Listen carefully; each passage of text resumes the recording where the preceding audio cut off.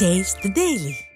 அனைத்திந்திய அண்ணா திராவிட முன்னேற்ற கழக பொதுக்குழு தீர்மானங்களை பார்த்து அலறி துடிக்கும் திமுக அடிவரிகளுக்கு கண்டனம் தெரிவித்து அனைத்திந்திய அண்ணா திராவிட முன்னேற்ற கழகத்துடைய முன்னாள் அமைச்சரும் கழக அமைப்பு செயலாளருமான பி ஜெயக்குமார் கண்டன அறிக்கை வெளியிட்டிருக்கிறார்.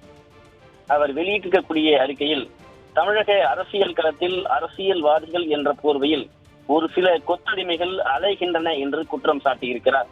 அதில் தலையாய கொத்தடிமைகளாக திமுகவின் வாய்தா வக்கீல் ஆலந்தூர் பாரதியும், ஆதாயம் தேடி மந்திரி திருமயம் எஸ் ரகுபதியும், காங்கிரஸ் கட்சியைச் சேர்ந்த செல்வ பெருந்தகையும் திகழ்கின்றனர் என்று குற்றம் சாட்டியிருக்கிறார்.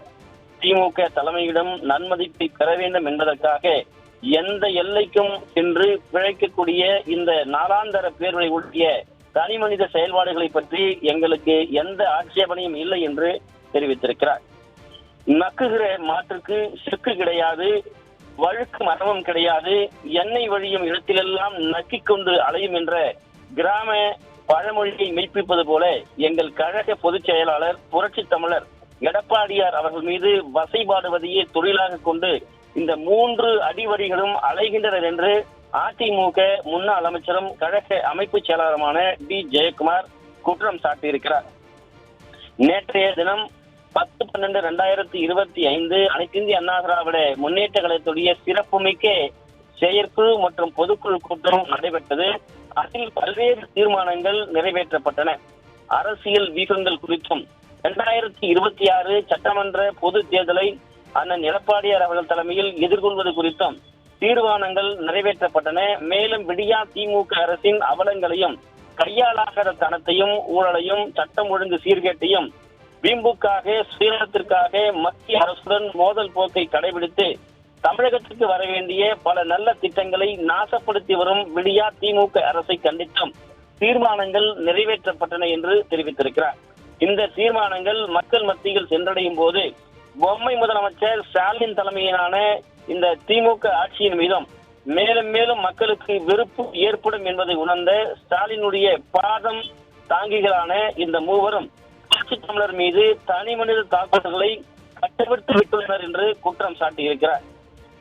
அடுத்தவர் வீட்டை எட்டி பார்ப்பதும், சமயம் கிடைக்கும் போது உள்ளே நுழையலாமா அல்லது உள்ளே இருப்பவர்களை ஈர்த்து கொள்ளலாமா என்ற எண்ணத்துடனேயே நாக்கை தொங்கை போட்டுக்கொண்டு அலையும் இந்த அற்ப பதர்களினுடைய எண்ணம் அனைத்திந்திய அண்ணா திராவிட முன்னேற்ற கழகத்திடம் எடுபடாது என்று தெல்ல தெளிவாக சுட்டிக்காட்டியிருக்கிறார்.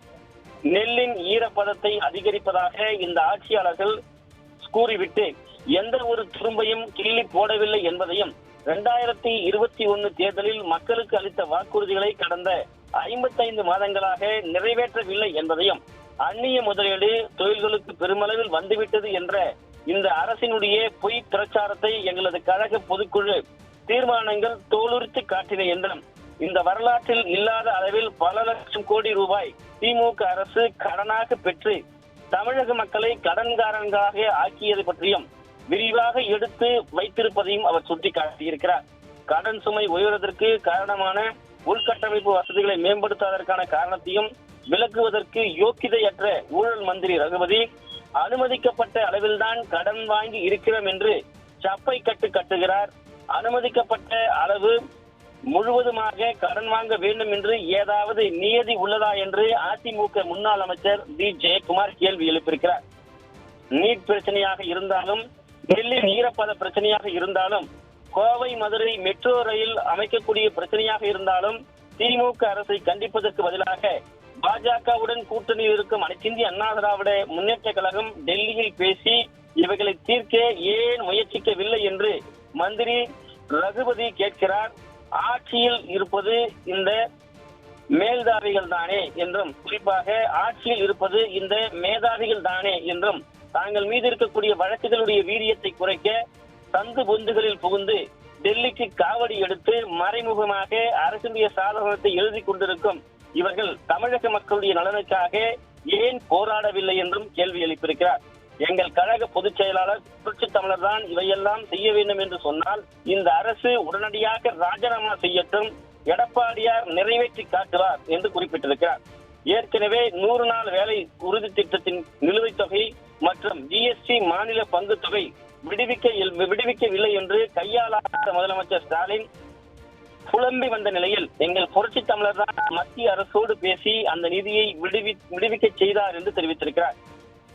அறிவாளிய அழகேசனுடைய அரண்மனையில் கொலு பொம்மைகளாக இருந்து கொண்டு வெந்ததை தின்று வாயில் வந்ததை கக்கிக் கொண்டு அலையும் மூவருக்கும் உங்களுடைய மூதாதையர் கருணாநிதியுடைய வசனம் ஒன்றை மட்டும் சொல்லிக் கொள்கிறேன். அரண்மனை நாயே அடக்கடா வாயை, இல்லை என்றால் அடக்கப்படுவாய் என்று அனைத்திந்திய அண்ணா திராவிட முன்னேற்ற கழகக்கூடிய முன்னாள் அமைச்சரும் கழக அமைப்பு செயலாளருமான டி ஜெயக்குமார் எடுத்திருக்கக்கூடிய தண்டனை அறிக்கையில் தெரிவிக்கப்பட்டிருப்பது குறிப்பிடத்தக்கது.